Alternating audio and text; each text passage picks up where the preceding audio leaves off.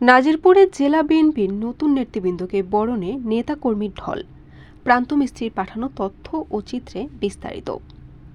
পিরোজপুর জেলা বিএনপির নতুন আহ্বায়ক কমিটির নেতৃবৃন্দকে বরণ করতে পথে পথে পথসভায় নাজিরপুরে সৃষ্টি হয় জনস্রোত।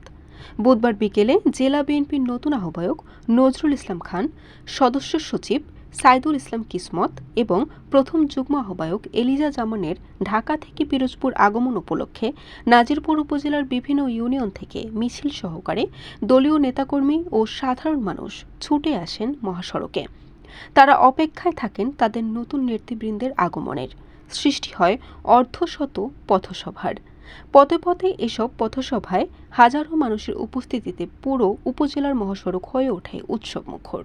ব্যানার, ফেস্টুন ও স্লোগানে মুখরিত পরিবেশে ফুলেল শুভেচ্ছা দিয়ে স্থানীয় নেতাকর্মীরা জেলা নেতৃবৃন্দকে বরণ করে নেন।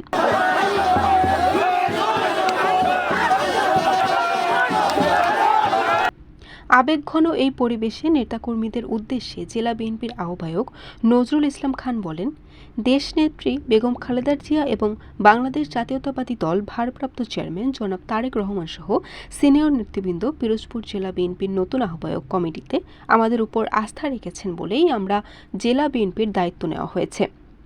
বাংলাদেশ জাতীয়তাবাদী দল জনগণের দল, জনগণের আশা আকাঙ্ক্ষা পূরণের দল। দলের প্রতিটি কর্মীকে সুনাগরিক হিসেবে মানুষের আস্থা অর্জনকারী হয়ে এগিয়ে আসতে হবে। আমাদের জনগণের কাছে যেতে হবে। বাংলাদেশ জাতীয়তাবাদী দলের আদর্শ ও উদ্দেশ্য জনগণের কাছে তুলে ধরতে হবে। দলীয় নেতাকর্মীদের ঐক্যর কোনো বিকল্প নেই। জেলা বিএনপির সকল নেতাকর্মীর ঐক্যবদ্ধ হয়ে সংগঠনকে সুসংগঠিত করতে হবে। বরিশাল.নিউজ।